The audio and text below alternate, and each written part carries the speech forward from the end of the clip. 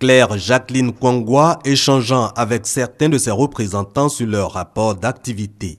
Cette séance de travail se tient à Abidjan, au quartier général annexe de campagne de cette candidate indépendante à l'élection présidentielle du dimanche 25 octobre 2015.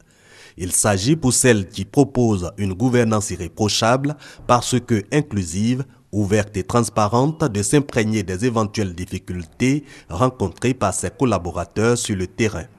En somme, une démarche pour évaluer ces 10 premiers jours de campagne électorale. Tout est bien sur le terrain. En tout cas, la jeunesse est mobilisée, les femmes aussi sont mobilisées. On nous appelle et on a une bonne presse et on pense qu'on va gagner cette élection. Conviction certes, mais aucune question ne doit rester sans réponse jusqu'à la date du scrutin, affiche Jacqueline Kwangwa pour instruire ses collaborateurs sur le dispositif de vote. Même démarche pour donner suite à l'invitation de son délégué à se rendre dans la région du Gantougo. Ils ont un problème crucial qui est là-bas, c'est au niveau de l'ANACAD.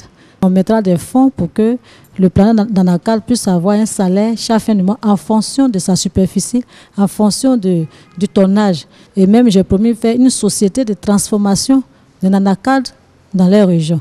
Et du coup, les jeunes auront du travail et on va mettre un fonds de près de 10 milliards pour que ces femmes qui sont très braves puissent écouler leurs produits au niveau d'Abidjan.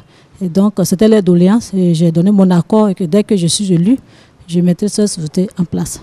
La candidate indépendante Claire Jacqueline Kwangwa a déjà parcouru dans le cadre de cette campagne électorale plusieurs zones du pays. Le district des montagnes, les régions du Haut-Sassandra, San Pedro, Nawa, Kor, Lodibois, Bélier, Lagune.